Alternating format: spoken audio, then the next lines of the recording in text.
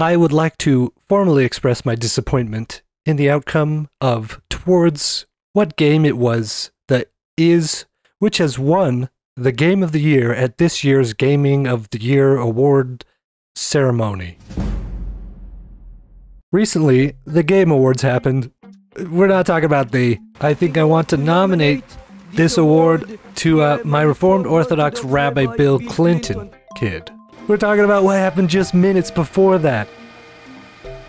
Nope. Still not talking about this kid.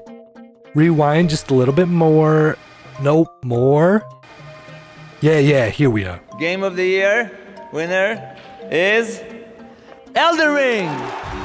Elden Ring won Game of the Year at the Game Awards. Fake announcement. And just a quick reminder, God of War Ragnarok came out this year. This game came out this year. This game happened this year. Quick history of the Game Awards. It's the Oscars for video games. It's hosted and produced by Jeff Keighley, a guy who has been in game journalism for a cool 25 years. OG Gaming Boy! He was involved in the Spike Video Game Awards for about 6 years, and once that flopped, he started his own Game Awards, which have been now going for 9 years strong. I personally love the Game Awards. I love seeing people win and giving heartfelt speeches. I'm grateful to be here. I'm grateful for your support. All the nominees in this category, you all have my undying respect. I love seeing these talented teams of people get recognition for their artistic endeavors. Nominees are selected by a global representation of gaming influencers and outlets. So the IGNs and the Giant Bombs of the world send in their nominees. Once nominees are selected, this jury of games journalism orgs and influencers submit their choices for each category. I guess the general populace gets to vote also, with their votes having a 10% weight in the outcome of the winners, but 90% is these influencers and orgs. Now here is a question. How did this win over this? My friend and I had a bet. He told me there wasn't a single chance that God of War Ragnarok would win Game of the Year, because people are so deep into that Elden Ring poison swamp that they've now got Stockholm Syndrome. This is fine. It's absolutely okay to feel sad. You don't have to put up a front of happiness. You don't have to put up a fake wall of doing fine. You can be real about your emotions. But I told him, no, these influencers and orgs will resist the internet black hole that is Elden Ring's influence, and they will make an objective and unbiased examination of the merit. Elden Ring! I was naive. My other friend thought that Sonic Frontiers was gonna win Game of the Year. Haha, Sonic Frontiers. Let's directly compare some aspects of these two games. Moderate spoilers for both games ahead. Environment art. Elden Ring had some pretty good environments. Better, in fact, than the series has ever been.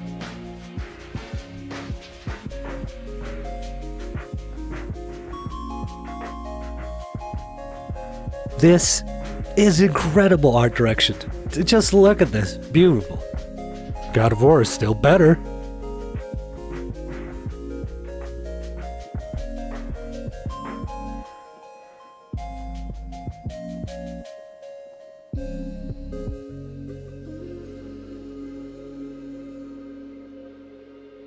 Holy crap, it's way better.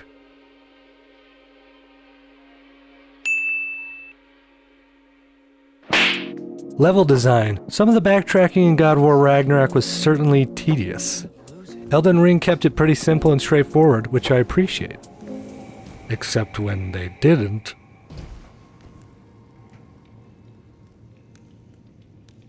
I have made the wrong choice and must restart from the bonfire.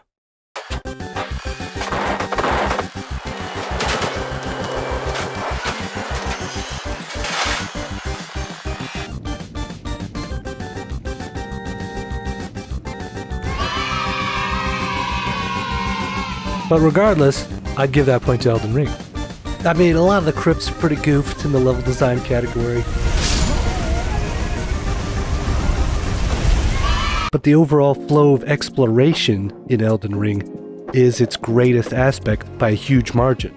And when you're comparing two games that aren't the same genre, probably this goes at the level design. Combat design. This isn't even a competition. Elden Ring is about as simplistic as you can get in a game these days. Your character isn't the interesting thing in Elden Ring, it's the enemies. You basically do the same thing of pressing circle or B to dodge and R1 or RB to attack.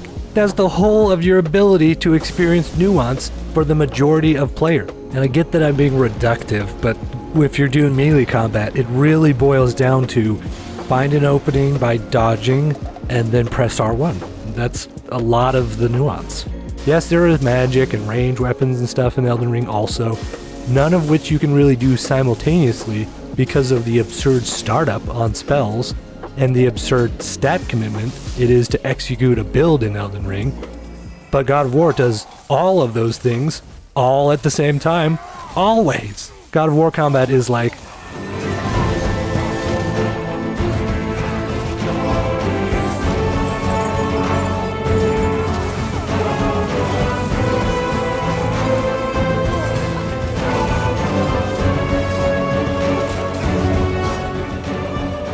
or this.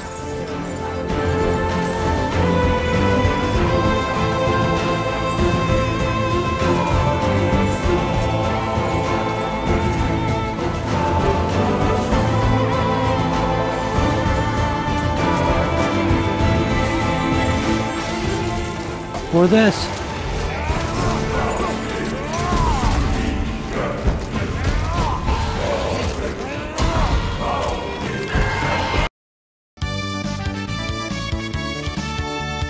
Or like this.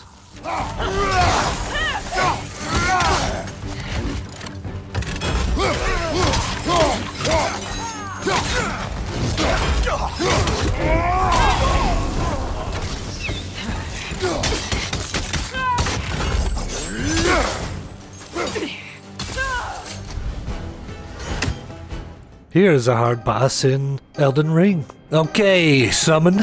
Got my black knife summon here. He's gonna take some of that aggro. Just a couple spears. Couple spears is the intro. Whoa, she's coming in hot. Run away. Okay, we're waiting. We're still waiting. A single hit as she takes some aggro. Missed, because I'm a noob. Ooh, dodge. Oh boy, black knife. He's taking that aggro. Dodge, dodge. I'm scared. I think she's gonna do her attack that is 800,000 spin cycle washing machine. Doing some Taker's Flames of range.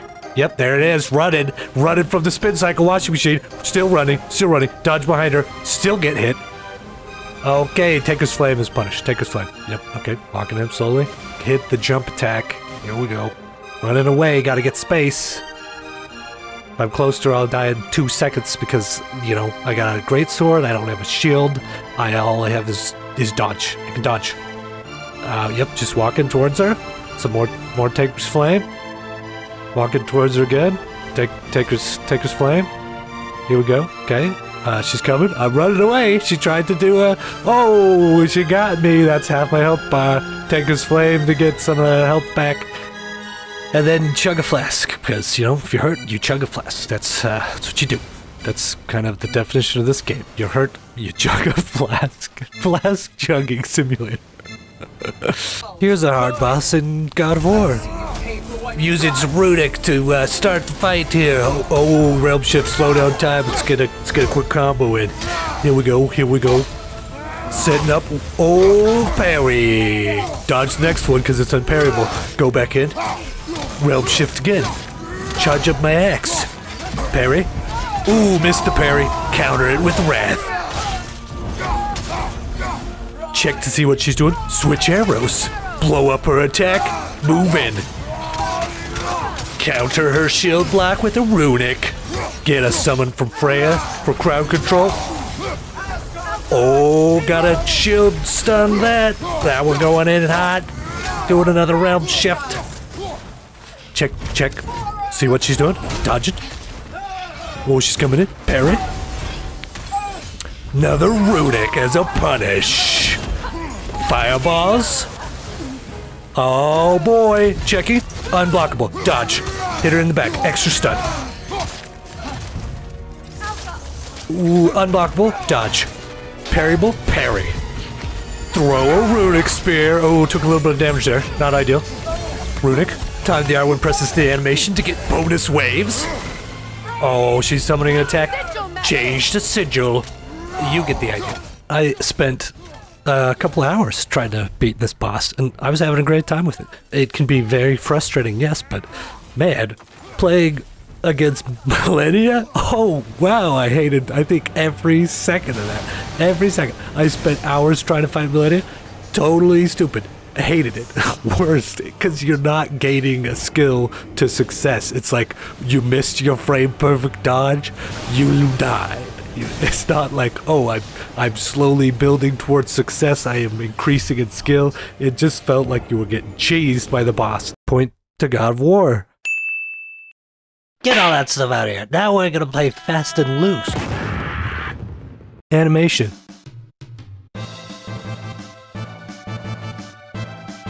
Here are some Elden Ring command grabs.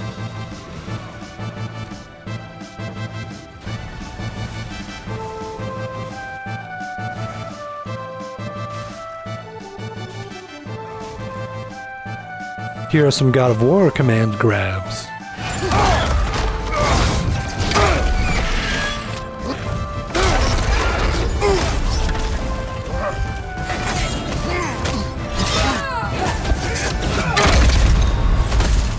Here are some intro to the boss cutscene animations.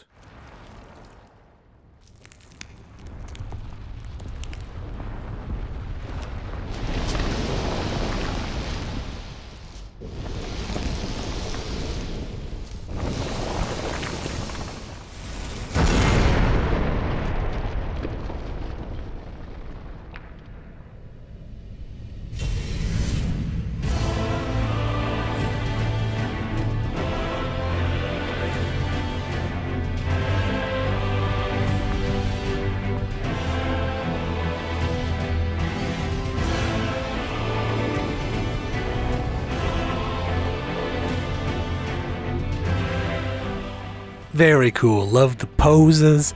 Love the drama. Music hits perfect. Excellent. About time.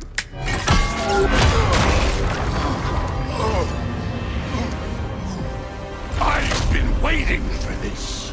You're not from here. We got a tradition called blood payments. It means I get a piece of you for what you took from my family. You'll pick it up.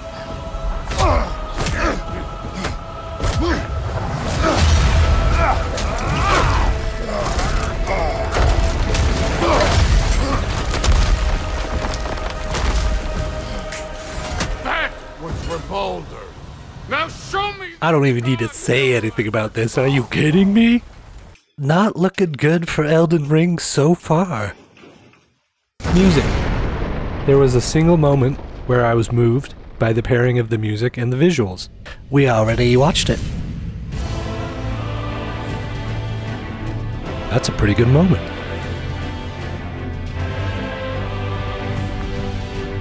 The point of Elden Ring music is to highlight the ethereal nature, to kind of highlight how there aren't characters, how this is kind of this dreamscape world of like craziness. No melodies, no grounding. It's kind of just like these huge, long, open notes.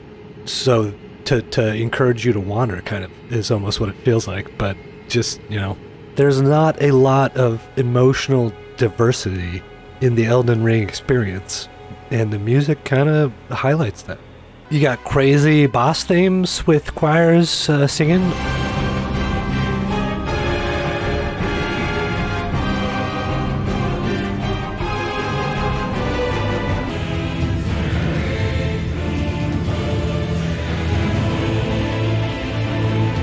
Those violins are great! And then you have these long open ethereal notes, and that's kind of your two zones that you live in. And now we have God of War's music, which is constantly presenting beauty and context and heightens every moment it's present. Kratos' theme.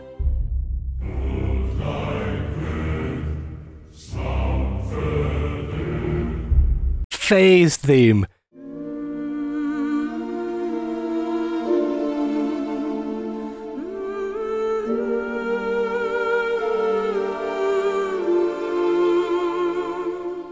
Atreus' theme.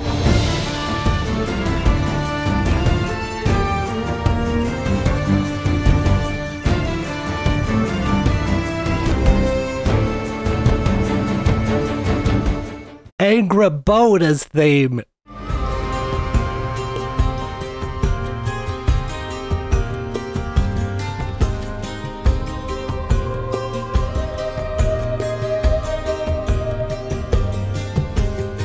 All of the themes are good, and they all highlight different aspects of the character and bring out the storytelling and the emotion. Not even a comparison on this one. And this is not even including my most salient point, which I'm saving for a separate video, which is the ending dirge. Now finally we've got narrative. I will tell you a story. Tell me a story, then I'll go to bed. Now, I already made a video about this, so if you're interested in a deeper dive into the narrative presentation of Elden Ring, feel free to go watch that. Shameless plug. Oh boy, like and subscribe.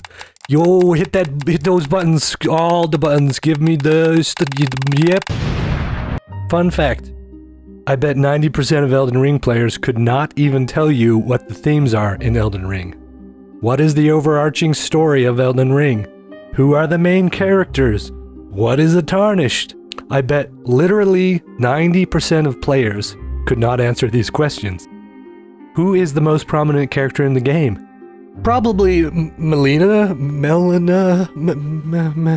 You were maidenless? Then you get a maiden. Not my words, mind you, that's the words of the game. You, I am afraid, are maidenless.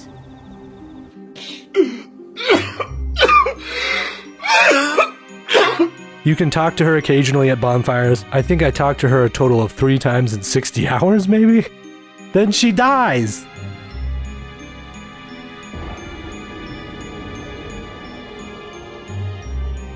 I bet not a single tear was shed for this character by a single person on this planet. I'm not even joking when I say that. I bet not a single tear was shed for when this integral character sacrificed themselves.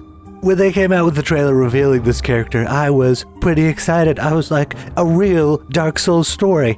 It's gonna have characters, it's gonna have narrative, it's gonna be a real story experience. I was wrong. God of War has some of the best character writing any industry has to offer, not just video games. Listen to me.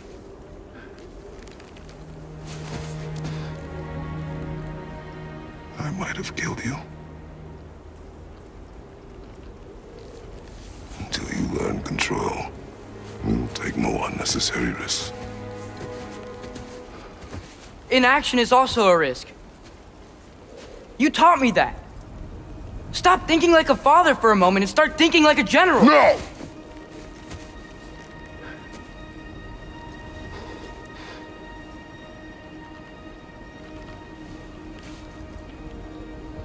No.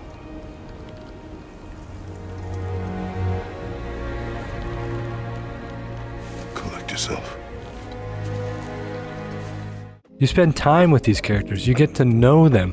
When they're mad, you understand their feelings. When they're sad, you're devastated right along with them. You go through the highs and the lows of the story, always understanding their motivations, their desires, not because they're spelled out to you, but because they're presented like real human beings. This was masterful writing in this game, front to back. I'm gonna dive deep and make a whole video on the dang game, so I'm not gonna elaborate too much, but here's an example. These are all the moments in Ragnarok where I cried.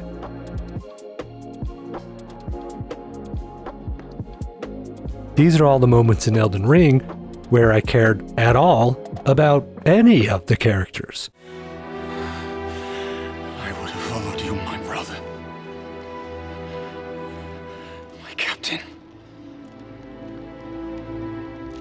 Ooh, sorry, that was Lord of the Rings, not Elden Ring.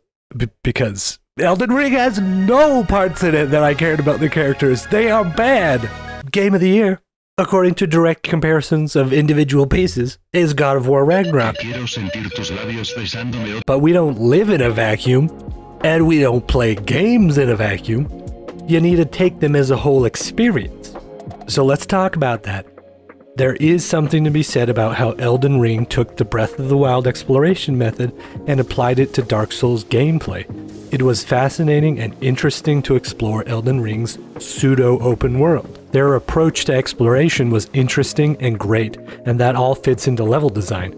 Elden Ring had crazy enemies and nutty bosses. It is a good game. I'm not saying that it's a bad game. I'm saying that it has such glaring holes in its experience, one example being its narrative presentation, that the clear and away choice is God of War Ragnarok, even when you're taking them as a whole. Now, if you were saying something to the effect of, I don't care at all about narrative in my video game experience, then I'd understand you selecting Elden Ring over God of War Ragnarok. But when you examine these two games next to each other for what they do right, it is simply clear that God of War Ragnarok should have won Game of the Year. So why did so many of these game reviewers, professional games journalists, and influencers apparently throw aside their critical analysis and pick Elden Ring? When Elden Ring came out, there had been a relative dearth of AAA action-adventure games to experience. In 2021, there was games like Outriders, Yakuza Like a Dragon, earlier in the year. Then later we got Deathloop and Halo, but nothing to scratch that open-world adventure itch. People were getting hyped on Elden Ring well before it came out. People were losing their minds just at the idea of the game, having no idea if it was going to be good or not. Horizon Forbidden West, which is a fantastic open-world game that truly deserved best art direction, even over God of War Ragnarok in my opinion, just kind of got swept under the rug by Elden Ring. People were insane about Elden Ring. The sheer ravishing elation.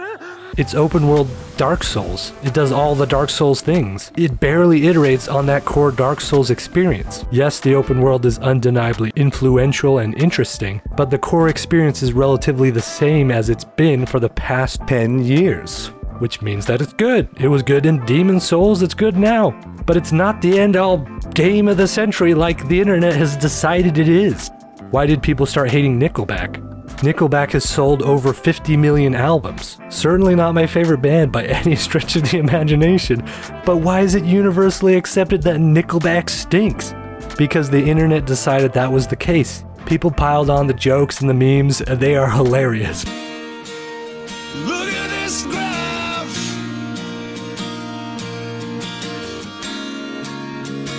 But it basically rewrote history of an extremely popular, well-liked band that sells millions on millions of albums into being the worst band that was ever created.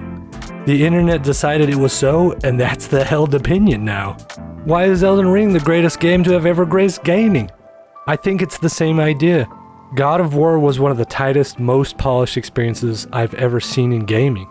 Its combat was brilliant, its art was brilliant, its enemies were brilliant, its presentation was brilliant.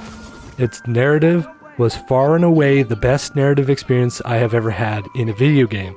And I'm including my most favoritist, most beloved game, Chrono Trigger, in that list.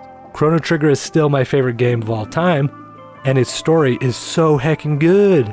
But God of War Ragnarok is a better narrative experience.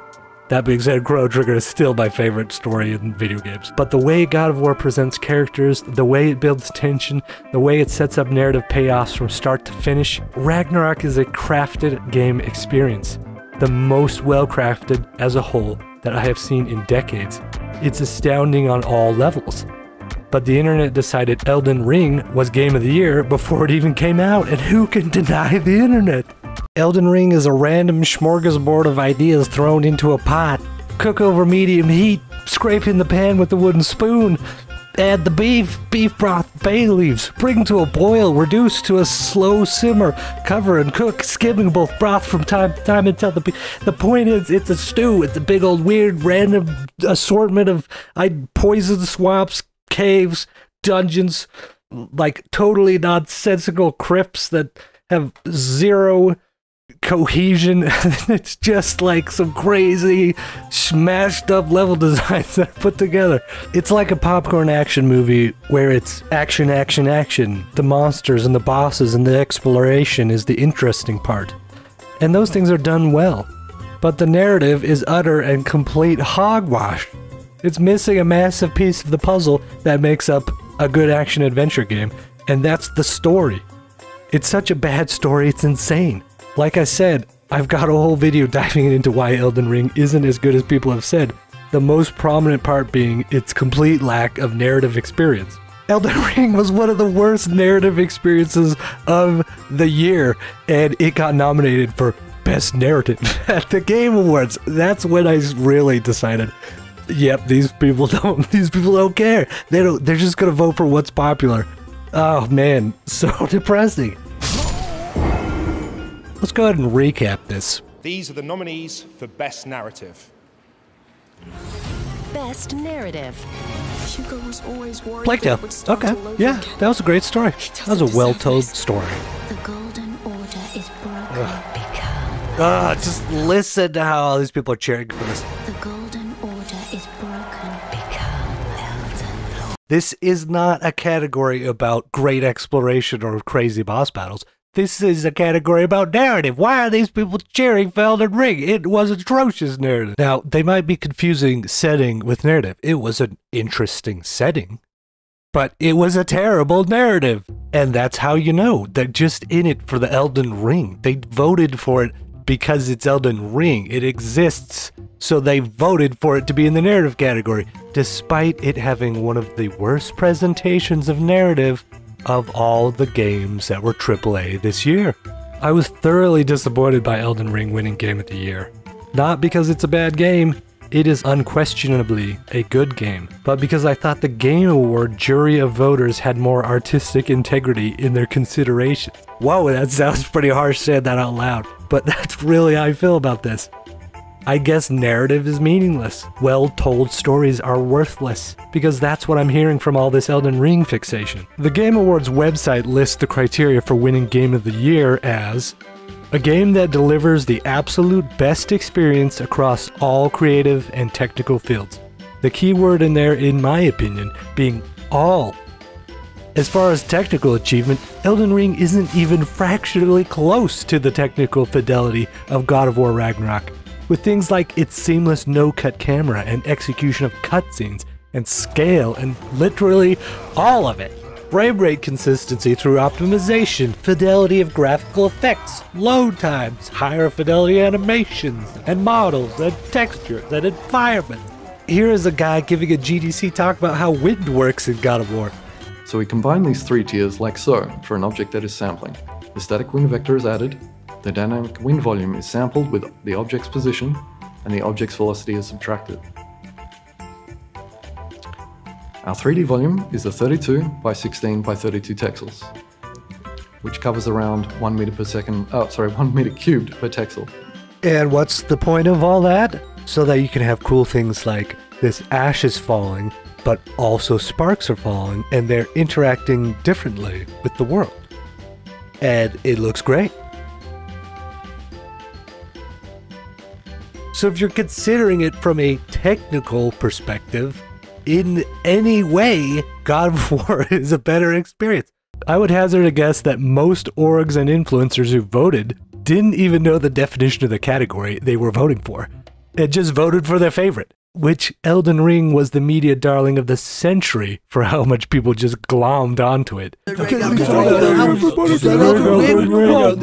Now here's the criteria for winning Best Game Direction, for outstanding creative vision and innovation in game direction and design. I'm 100% on board with that award going to Elden Ring. Its innovation and design is going to get copied by untold many studios because of just how incredible that exploration aspect is. Just amazing. But that doesn't stop it from being wholly and absolutely true that much of Elden Ring's design, especially its narrative, has glaring weaknesses.